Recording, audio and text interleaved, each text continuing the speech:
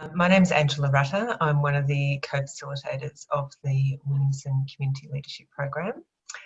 And a big thank you for joining us today to hear a bit more about the program. I'd like to start the session by acknowledging the traditional custodians who have lived and loved this country through the vastness of time. I honour the people of the Kulin Nation on whose country I stand here in Melinda. I pay my respects to the old people, to the elders and ancestors, the safekeepers and the caretakers of the oldest living culture on our planet, the bedrock of our place, our shared home that always was and always will be Aboriginal land. So thank you for being here. There's a few people I'd like to introduce you to, and then I'll talk to you about how we're going to run this session. So firstly, Emily Adamczyk, who is the Leadership Coordinator of the Williamson Community Leadership Program, and also two other members of the LV team, Nathan Reynolds, who's in our Business Development team, and David Middlemast, who is our comms person at LV. We're also joined by four fabulous alumni, so you're going to be hearing from them very shortly. So we have Deb, Tara and Craig, who are Williamson 19, and Sasha, who is Williamson 16. So big thanks to the four of you for coming along as well to share your experiences and to answer any questions that people may have. So I'm sure people are fairly familiar with Zoom, given that we have spent a large chunk of the year in this platform. What I'd like to do though is just quickly outline some of the etiquette that we work with. So you'll notice that you're muted, and we will be taking people off mute when we come to question time. Please feel free to turn your video on if you're comfortable doing so. It's always lovely to see people's faces and who is in the room with us or the Zoom with us. And if for some reason the call drops, please restart and come back in on the link. If there's any major issue with the technology, we'll message you as well and reschedule the time. And then finally, we encourage you to adopt an experimental mindset. So this is one of the key parts with Williamson, is what we experiment with and how we think about things. So I encourage you to adopt an experimental mindset. Don't leave this session wondering about a question. Please feel free to ask whatever it is that's on your mind, and we will do our very best to answer it. And if we need to, we'll follow up with you if there's more information that's required. So please make sure that you ask the questions that are in your mind. I'd like to just quickly practice with raising a virtual hand. Now people should find the hand signal if you've got your participant list open, and you should find there's a little hand icon at the bottom where you can raise a virtual hand. So just have a go at doing that and taking that down, because that's how we'll run the information session. Fantastic. Looks like people have got the gist of that one, so that's great. If for some reason your setup doesn't allow you to raise a hand, you can always do a wave to the camera and I'll pick you up that way. Or you can always put a Q in the chat so that I know there's a question that you've got, and we can follow up with you that way as well. Okay, so is that all sounding good for people? This is where vigorous nodding to the camera is great. Thank you. Excellent, thanks very much. So what I'm going to do is I'm going to ask our fabulous four alumni to speak for up to 5 minutes about what's endured for them from their experience of the Williamson Leadership Program, and maybe some thoughts around why they would recommend it and why they wouldn't recommend participating in the program. And then I'll talk to you a bit about the program in terms of what the actual program experience looks like across the year, what are some of the things that you can expect, and what are some of the tangibles that come from the experience as well. So let's start off with hearing from our alumni group on their experience of the program. And perhaps Sasha, if you can kick us off, that would be fantastic. Sure, happy to, Angela. Thank you. And I'd also like to acknowledge the traditional owners of the land in which we meet today across Victoria, and pay our respects to elders past, present and emerging, and all Aboriginal people joining us here today.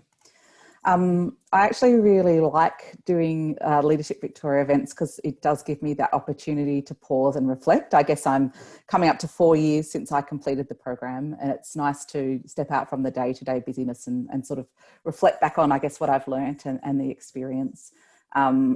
For me, obviously, I'm here today because I strongly recommend the Williamson program to others. I stand by the fact that I think it's the best professional development program that I've ever done.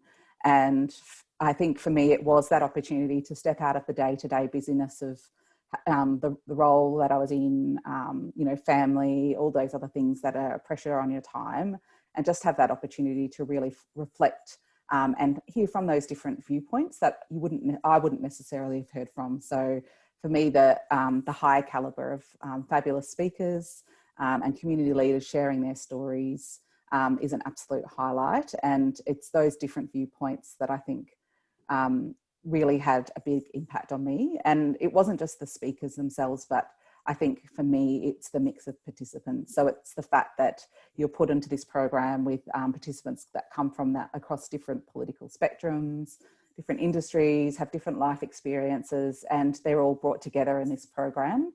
And I think, I learnt just as much from my participants as I did from the speakers. And a lot of that was very challenging at times and some very different viewpoints. I think we were told in 2016 we had the most number of extroverts the program had ever had. So there was definitely some very strong views forthcoming, which can be really challenging. But I think it was that, challenging the way that I thought and those different viewpoints, and opening my eyes up to some of the complex challenges that we're facing as leaders here in Victoria and in Australia, that I think have all really contributed to, shaping the type of leader that I am today. And I often draw on those experiences and different views. And I feel like it very much opened up my eyes to a lot of things. And I was also in that camp of people that obviously it gives you a lot of time to think about what's important to you and your purpose and your true north. And I was in that high stat of people that go on to take a new job at the end of that year, which you will hear about does happen a lot, because it does give you that time to pause and reflect about what's important, where you want to try and make a difference. And yeah, I took a new role at the end of my year of Williamson. And I guess just to touch on, I think what's endured for me, I was thinking again about it.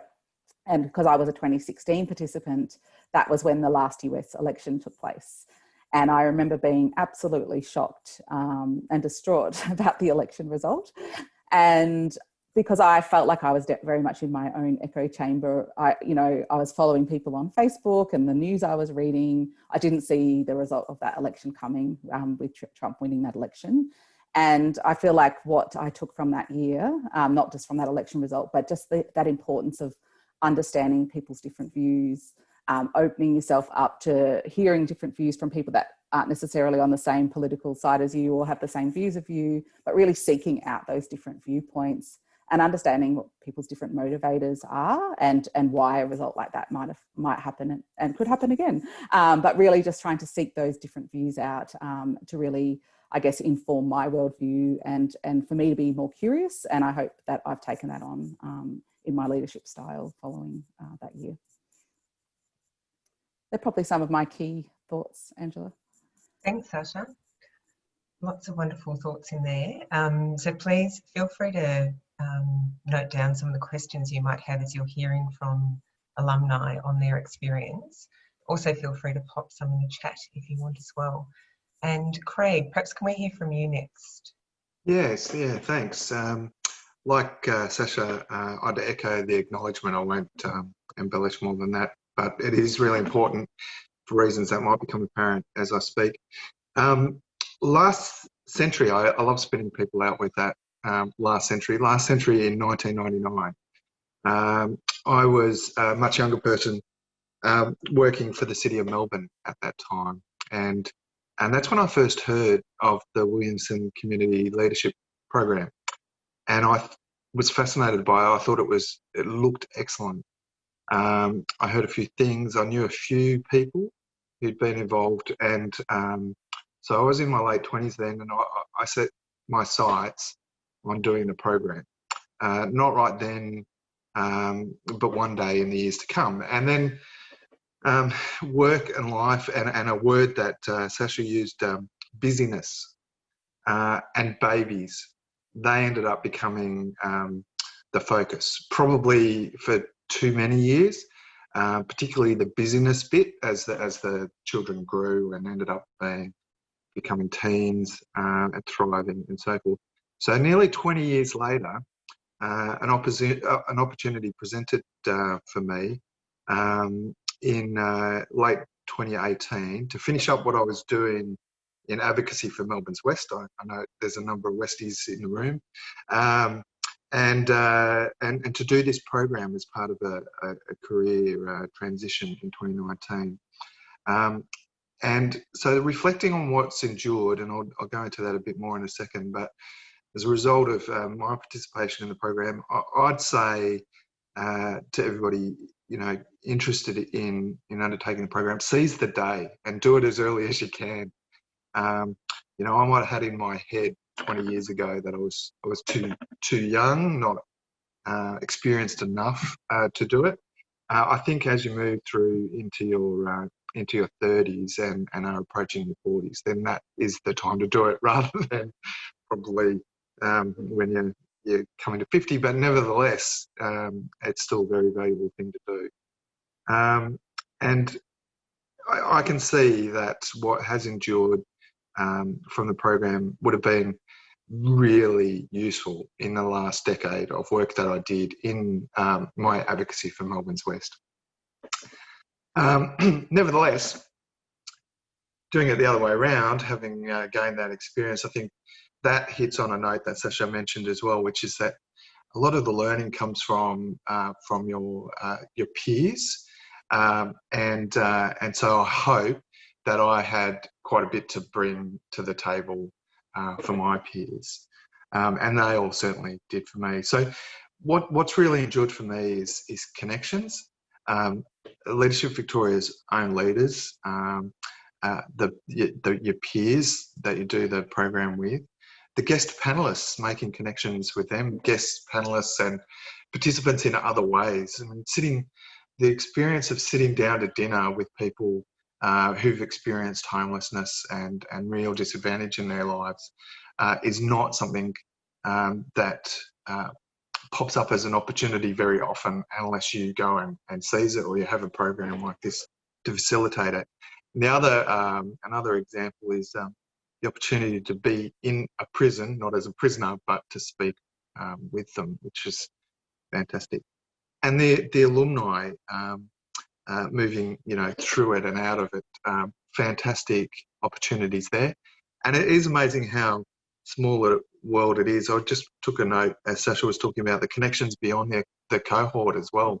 So, it proves that Melbourne, Victoria, Australia, the world really is a really small place, and everybody's connected, because I hadn't realised Sasha had done the program in 2016, and I know, I think I've got enough clues to say I know Sasha's other half, Stephen, reasonably well, so I hadn't realised that. We'll have to catch up at some point.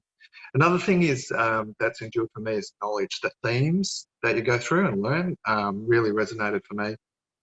Great interest to me as a leader. I've got a background in psychology, so like that whole realm of knowledge, fantastic stuff. As an advocate, it's very helpful, and as a member of the community, I think it really helps deepen your empathy. Those opportunities that you get that you wouldn't ordinarily get in working life. And then as a sort of sub-theme of knowledge insight, it really does help you to see things in different light. The experiential learning is really important, and the leadership development profile piece that we did, that I've found very, very valuable. So I'll I think leave it at that, other than to say, look, I'd recommend the program to others based on those descriptions of things that I've seen endured. It's really well designed, organised and run, excellent people, awesome experiences. And then in terms of, why might you pause and think, no, don't do it on like thinking that you're not experienced enough, or it's a step too big, seize the day. But if you are seeking something more like university coursework, this isn't it.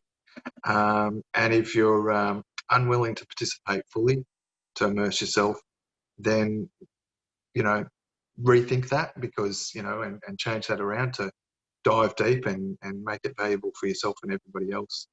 And then I think if you're uninterested in giving back and participating as alumni, that's another thing you might want to rethink. So turn that around, become somebody who wants to really get into the life of leadership in Victoria, and then it's the program for you. Thanks. Thanks, Craig. Thanks so much for that. That's reminded me of a quote from Ron Heifetz about life being a leadership laboratory. Yeah. It's an opportunity at all points to exercise leadership. Thank you very much for those words. Tara, can we hear from you, please? Yes, certainly. I just want to also start by acknowledging the traditional owners of the land, in particular the Wurundjeri people. I'm calling in from Northcote, so firmly on Wurundjeri land. Well, I want to echo what has already been mentioned by Sasha and Craig, and I think for me, the big learnings were around being challenged in terms of all the things that I thought I knew, from all the wonderful people that I had the opportunity to work with. So I came into Williamson after doing the LGBTIQ leadership program that was also being offered at the time. And after completing that one, I felt like I needed to dig a bit deeper. And I probably also needed to step a little bit outside of my own comfort zone and the echo chamber. So my background has been working in not-for-profits, doing a lot of activism. And I felt like I really needed to also expand and hear from people who weren't in my community and who weren't actually doing a lot of the same things. And I think Williamson was a fantastic opportunity to do that, learning from people that I probably wouldn't have had an opportunity to engage with otherwise. I think the standout things is that Williamson is really an experience where what you get out of it is what you put in. It's really easy to glide along and tick the bare minimum requirements, but if that's the kind of approach you want to have to something, then I, like what Craig was saying, I don't think this is the right opportunity for that. It's really, the content is just really the surface. I feel like the conversations is where all the magic happens, and in that space where you actually stop and think about what it is that you're doing. So it's not a program that gives you the answers, but it'll help you understand the problem a lot better. And I think for me, I'm currently doing a business qualifications, and I think it's really interesting to come to that after having done Williamson. And I feel like it really helps me understand the problems that I'm now engaging with in coursework in quite a different way as well.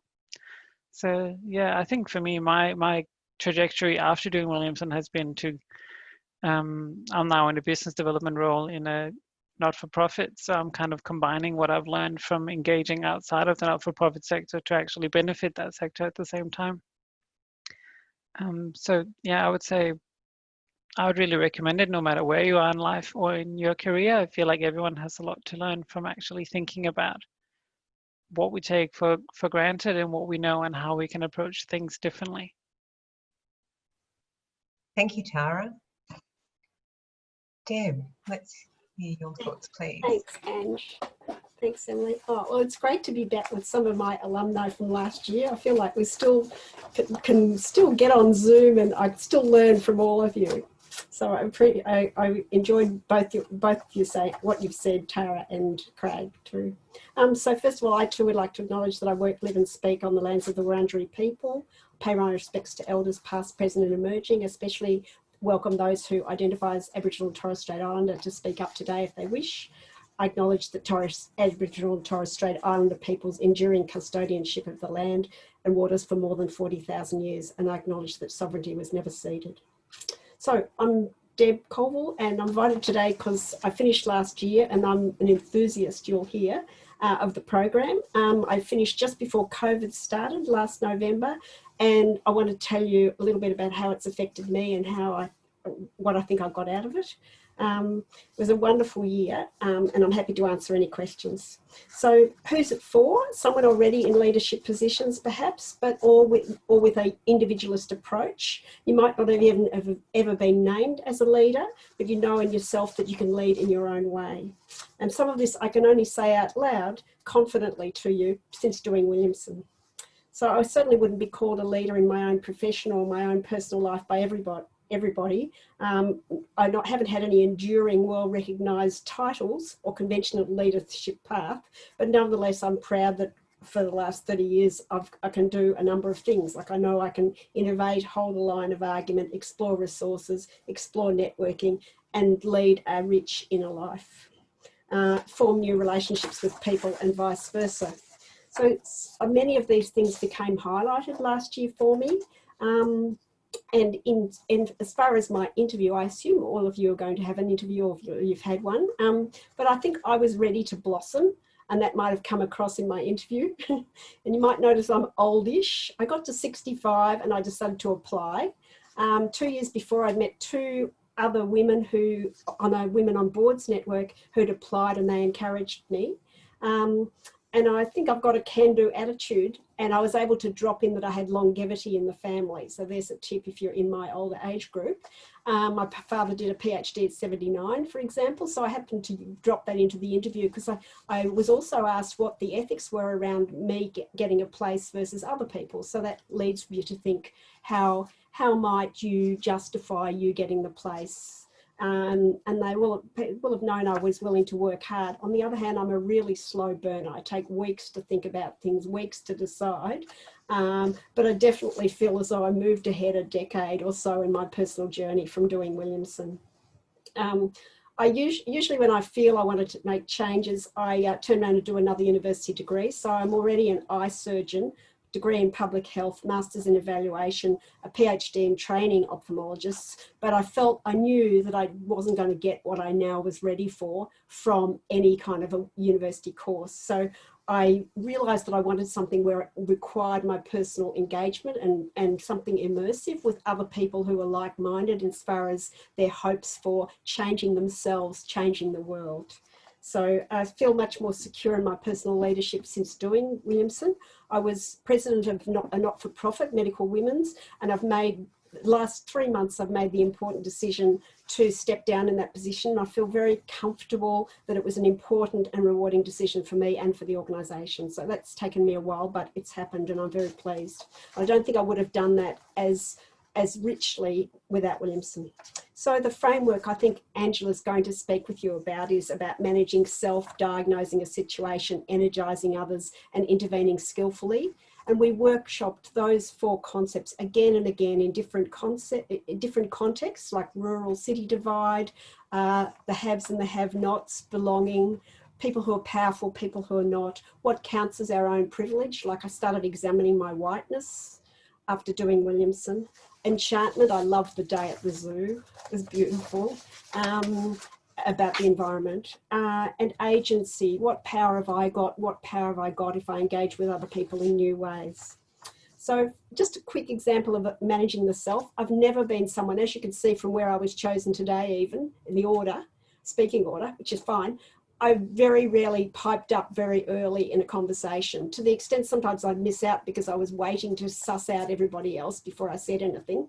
But I just decided I was going to leap in. I was going to experiment, just see what happens. I can see Craig nodding there. But I didn't have to tell anybody. I just had to do it and experiment and play around. And then I went off to an international conference after 6 months of playing around, asked a question of a very, very famous feminist that I'd always wanted to engage with, and I got there in the queue. I had no idea what I was going to ask her, but I got in the queue, and just after I got on the queue they closed off the line, but I was in there. So that's just an example of how I tested something out personally, and it led to me having more flexibility, more repertoire as a person. So what else? We did True Norths, embarrassing, how we got into Williamson, why we did it. But my buddy and I supported each other. So you get a buddy allocated. And if you figure out how to help that buddy and vice versa, that's a really good learning over the year. And we did that, even though it was embarrassing. Everyone cried a bit, and that's fine. New brainwaves every now and then, and taking those forward was really exciting. So I think that's probably nearly all I was going to say. So I found it really good, and I chose to do a few things and explore a few things that were holding me up and play around with experimenting and overcoming these. And I think Angie's going to maybe talk about this framework, which has got about the belonging, the power, the privilege, a few about the settings, the rural setting. We went off to Canberra to met a few pollies and a few lobbyists. That was really fun. I like that. And so I'm very pleased that I did it last year, and I'm more than happy to answer any questions. Thanks so much, Deb. That's a beautiful segue into talking a bit more about the program. Thanks so much to our 4 alumni for their wonderful insights. And I'm just going to talk briefly about the program, the substance of it, and then we'll come back to some Q&A. So just in terms of what you've heard from people, you've heard about how it's a program that challenges.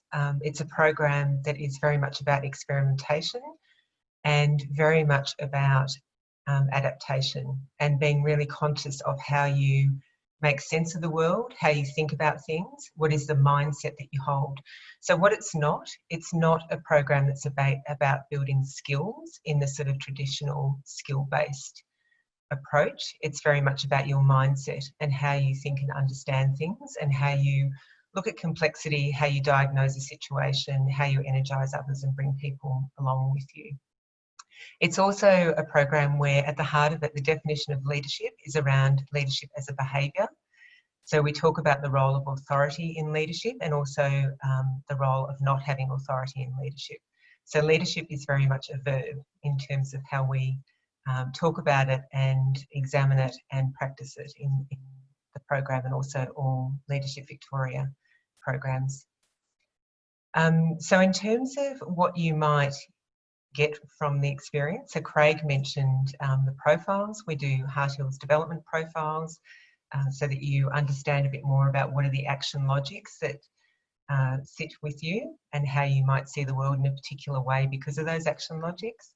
As Deb mentioned, we look at a number of leadership competencies and we also look at a number of different themes. And this is all in the context of our learning model, which I'm just going to share the screen with you now. So can people see a learning model on the screen? Great, thank you. So this is Leadership Victoria's learning model. So the purpose is very much around disrupting and changing the way you exercise leadership and make progress on complex challenges. So I'm sure you can think of a few complex challenges that are at our feet at the moment. And we do this by creating a strong holding environment. So a number of the people you've just heard from talked about the role of buddies, the role of the peers also going through the program. So we create a strong holding environment so that there can be brave conversations and that people can experiment with things without fear of failure and ask the questions that you might be sitting with or adopt different positions that you might be wondering about. So we create a strong holding environment so that we can regulate the heat.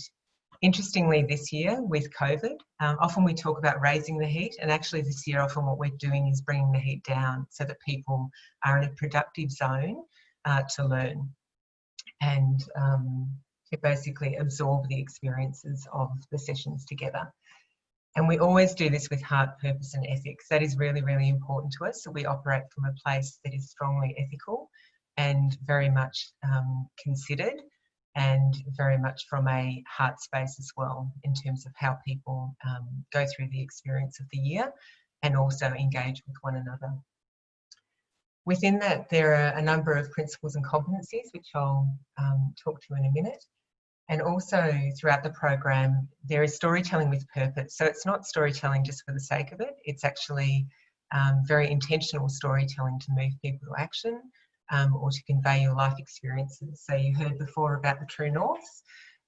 they're one aspect of the storytelling where you're telling your own story to the group about what it is that's guided to you to where you are today and how you think about those values and relationships and connections. So this is what we call the Williamson wheel. No prizes for guessing why. So it's basically a schematic of the year, of the experience. And you'll see on the right-hand side that there are 4 components to the experience: leadership, themes, retreat, and impact. Leadership is about the competencies and principles that are connected to the framework that we teach. So an example is managing self is one of the core competencies that we do a deep dive into. They are the green parts of the wheel. The themes, which Deb talked to about, that we look at across the year, are about things like belonging. So what does it mean to belong? And we hear from a number of different people and do a number of different experiments and workshops to understand what that means in a more holistic way. Understanding power. So how does a ripple create a wave? Is one of the things that we look at with power. But there are a number of other themes as well: privilege, enchantment, agency, and being, that we examine across the year. Interspersed with those are 4 retreats. We start with a welcome retreat, which is the first time everyone gets to see each other. So you can imagine it's a pretty highly charged event, highly charged few days. We then have a rural retreat, where we historically have gone to Bendigo and surrounds. And then the Canberra experience, which Deb mentioned, where there's a number of politicians that speak with the group, lobbyists and others in the ecosystem in Canberra. And then at the very end is what we call a commencement retreat. And the reason it's called commencement is because that's when you commence as alumni. So it's not the end, it's the transition point. So this is basically what the program looks like over the course of February to November. We also do some work on a project called CLANS, which stands for Collaborative Leadership Action Network. And it's looking at a societal challenge or a number of societal challenges as decided by the group, and going through that experience in determining what is an experiment or a prototype the group might develop, and also having another eye to the learning experience of learning in groups. So this might prompt for people memories of school projects or university projects. It's not meant to be like that. It's basically to help you understand and think about how you work together, and an opportunity to practice those leadership competencies of intervening skillfully, energising others, diagnosing a situation and managing self, as well as coming up with a prototype. So that is what the year looks like and the program looks like. And I'd now like to open it to any questions that people might have. And I'll start with a question that was asked actually early on from Melanie. I think it was, yes, Melanie, here we are, where Melanie asked a question about what was the biggest challenge faced during the program and how did you overcome it? And I'm wondering if there's one of the 4 alumni who would like to kick us off with answering that. Biggest challenge? I'm happy Sasha, to contribute, Angela.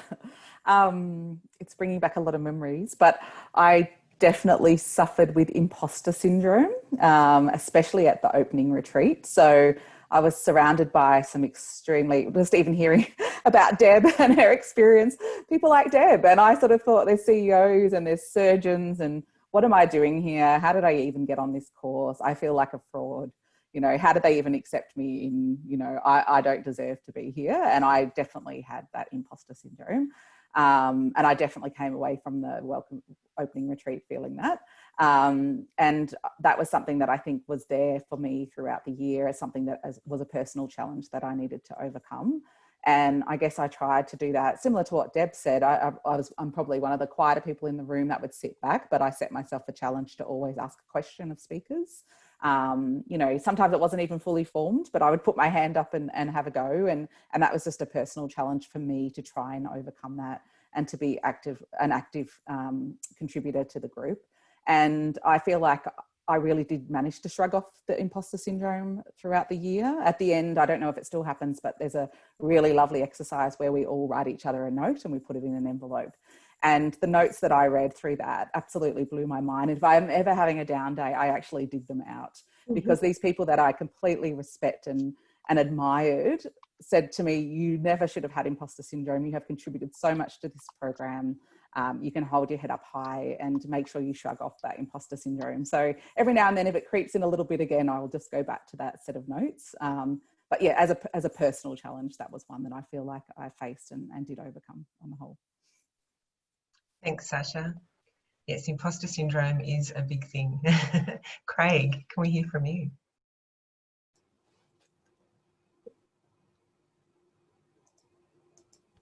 Sorry, just needed to unmute.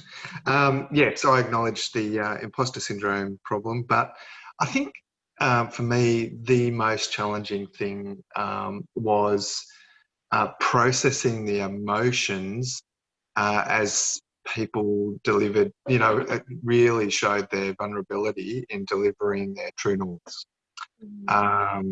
So that was probably the, not an impossible thing to deal with, but it was a challenging thing to deal with. It's just processing you really do invest your whole self in participation in the program, and others do, and so there is a lot of emotional work.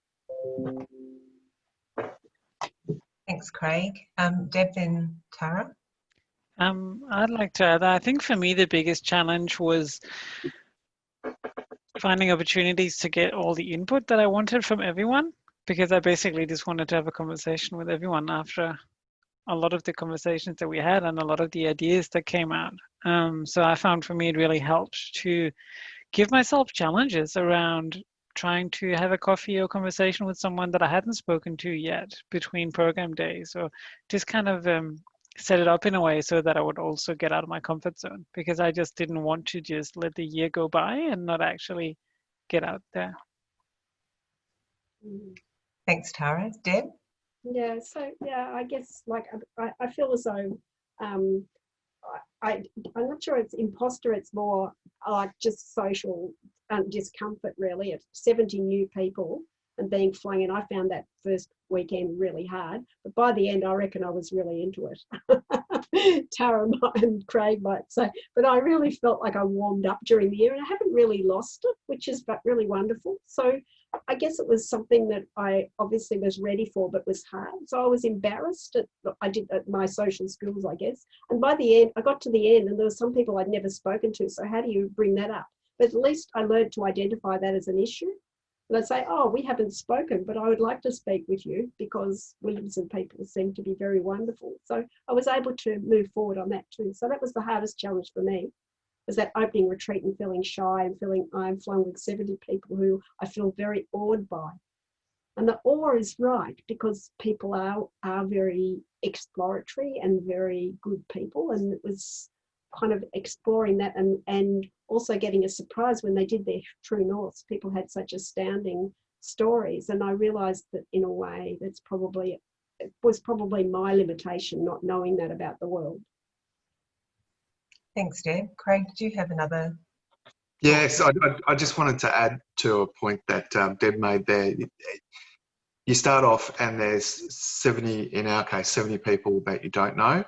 It was Deb and other people I did the program with that I had my last meal in a restaurant before lockdown with. That's right. There you go. So there's some questions in the chat about the time commitment and how COVID has impacted the program, which I'll come to in a minute. I was just wondering, Merrin, would you like to ask your question that picks up on a point that Tara made? Yep. Am I unmuted? That's You're unmuted. The word of 2020 is mute, isn't it? I just wanted to ask you, I guess, Tara, having done the LGBTIQ program last year, and wonder what, I guess, compared to other leadership programs people might have done, what kind they've gained from this leadership program that might be different to other ones that they've done, and whether this is particular, I guess, for you, Tara, is whether that was a kind of good next step, or, and why that was.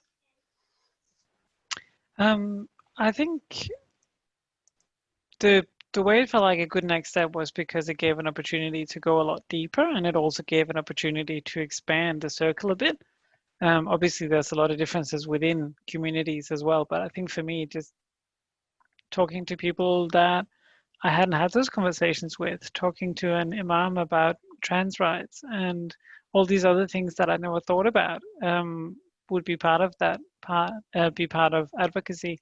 And I think, yeah, learning from a much wider pool of people, I think that was what made it the biggest step for me. Compared to other leadership programs, I think Williamson is really quite special in that approach that was just being explained before by Angela. And I think leadership is one of those challenging terms because it means so many things. And some people actually mean management when they talk about leadership. So I think it sits very firmly in that leadership as an act rather than a role and rather than a title. And it really challenges what we understand of leadership through that. Thanks, Tara. Deb, Sasha or Craig, did you want to also comment on comparison with other programs, other leadership programs you may have done? So I guess for me, I'll speak, that's okay. I guess I've done other leadership. I've had other leadership experiences where, if you like, I've sort of been thrown in the deep end as the first woman on the College of Surgeons Council. And then I tried to get back up and read all about feminism and understood most of what was going on. But I never had the chance of actually being with a whole lot of other people who were ready to change as well. That's what I didn't have. I guess for me it was an experience of finding a tribe, I suppose, a tribe of people who are also very interested in themselves and willing to do something about it, willing to go through some of those experiences, knowing that it's going to be a bit painful and a bit challenging. But if you're in that, what Angela called that holding environment, you can do it and thrive from it. Thanks, Deb. Craig or Sasha, did you have anything you want to add to that question? I guess for me, it's so immersive and it's challenging in different ways. And I've just never experienced anything that compares. It was so different. And I've still got a very active alumni network. So we catch up regularly for book clubs, and we used to do meals when we could. And they're still such a strong source of support that I haven't taken that out of any other leadership program I've done in. Yeah, and I'd say similarly, I don't think I've got anything particular to add other than reinforcing that point that, you know, there are leadership programs that you can undertake that are more like university coursework, and you can read, you know, Harvard Business Review article after Harvard Business Review article, and I don't think you, at the end, really get leadership in the same way as if you do this program. Thanks, Craig. So I just want to go to two questions that were in the chat. So Cam asked about how has the program changed with COVID and the more remote experiences in place of face-to-face. So the way that we've run the program this year is absolutely to the guidelines, the medical advice guidelines that have been given. So it won't surprise you to find out everyone's very proficient in Zoom. So what we have done is we've brought the speakers that people would usually go to see, we've brought them into Zoom. So people have heard from the same speakers that you would usually hear from. And we're certainly finding now in the back half of the year that we're able to incorporate some other experiences where people are getting more proficient at video and things like that in terms of place-based experiences. We have also done a number of things in terms of how we build the holding environment in the group, because as you can imagine that when you're in this environment, it's quite different in terms of how people start to relate and understand each other and build confidence and trust as well. So there's a number of things that we have done in terms of people meeting up in smaller groups, having conversations to establish that trust and connection with the group. So it's been a different experience this year. We've made a number of modifications just in terms of how the program day rolls out, so making sure that people get regular breaks, that people are fresh. We've done a whole range of workshops where people are experimenting with particular themes in a different way, so that they are also getting that same immersive experience. And there's a number of things that we did last year which will mean something to the 19 group, which was the fish game that we managed to do online as well, virtually, so that was good fun. Yeah, so basically for next year, our intention is obviously we need to be adhering to the medical advice, and the program will flex according to what are those requirements. But we're also very conscious of ensuring that people have that same challenging experience in hearing from the people that speak to the program, and also some of the experiences in the program as well. The other question was around time commitment. So what can you expect in terms of time commitment? And this partly goes to how you like to learn as well. So in terms of the face-to-face commitment, it's generally 2 to 2.5 days a month, depending on what is going. So if we're in a retreat, or if we are doing a program day or a theme day. So the theme days and the program days are a full day, and the leadership days are a full day. And then the retreats are often 2 or 3 days in a row. And in terms of preparation work, generally we say to allow for a day to do preparation work. And part of this is really giving yourself time and space to think about the readings that Craig mentioned, that you're not sort of reading on the fly and then rushing into the day, but you're actually giving yourself some time to think about those and start to develop some questions and maybe some theories that you'd like to test through the course of the day. We also have 2 other practices, one which is a peer case consultation process that we run, which is some of it is done in session and some of it's done out of session, and that's the first part of the year. And the clans that I mentioned before, that starts in session and then runs out of session as well. So there's some additional time when it comes to those particular components of the program. Anything else that people have in terms of questions before we wrap? And you can always... So Megan's got a question, and Nathan, did you want to make a comment? Nathan, just before I go to Megan. Thanks, Angela. Yes. And oh, sorry. Oh, here we go.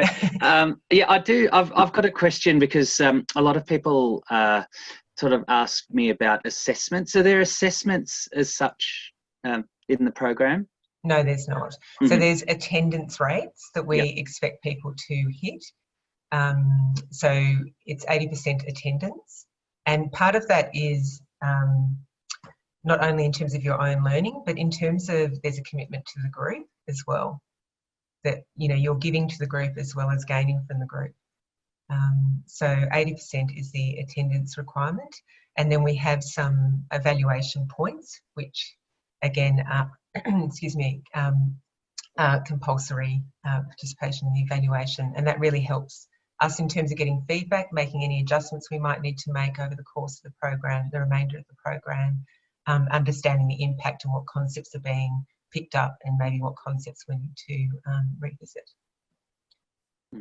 And one final question, and maybe this is directed perhaps to Deb, who sits on a board, and you might have somebody come to you, Deb, to say, one of my leaders in the organisation is considering doing Williamson, but it's a big investment and I'm not sure what the organisation would gain from it. What would you, how do you, I guess, answer something like that? Yes. Well, I think it is really, first thing is to suss out your organisation, what their experience might have been or what their perception is, because this is an extensive LV network, like of people who've done Williamson. So there's often somebody in your organisation who's done it, may not be very visible and may not have been promoted. So that's the first thing, is to say there might be someone who's already done it and work on that. And I guess, yeah, I might not be the right person to ask. Like, my organisation, I think, has benefited enormously, but they may not. Somebody said to me the other day, no one here's done any leadership training, and I'm going, what? I've done it. So it may not be very noticeable to your organisation. that there's some organisations I know who underwrite someone each year. So you could say that there's organisations that think it's important enough to even put forward one person each year, and it's a privilege to do. It is considered a privilege, and that's how you will feel in the program, and that's how your organisation will benefit. It would be what I'd say. I don't know whether others have. I'm not in a conventional workplace, so I'm kind of my own person, really. But I know some people who see me as like more trustworthy, more reliable, perhaps, and more probably open to different kinds of views and how to listen to other people's views. Whereas I wasn't as good at that before, I think. So if they want diversity, if they want to bring in fresh ideas, then you will be the conduit to that because of your experience in Williamson. Thanks, Dan. Can I add to that response as well? Go for it, Tara. Because I also sit on a board, and recently we had conversations about some leadership development for the CEO.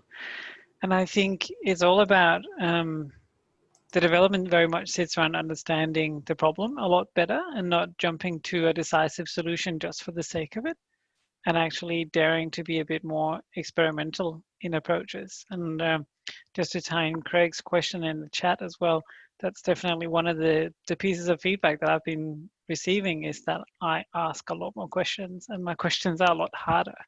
And I think particularly my staff would say that as well, when I ask questions rather than give them answers all the time. Thanks, Tara. Megan, can we come to your question, please? Thank you, and thanks to the alumni. Really good to hear your thoughts on your experience. My question's fine because Nathan actually answered it. It was exactly the question around assessment. So thank you. Great, thanks, Megan. So Craig's question was around what alumni have heard from colleagues and peers about their leadership practice as a result of the program. So are there others who would like to comment on that?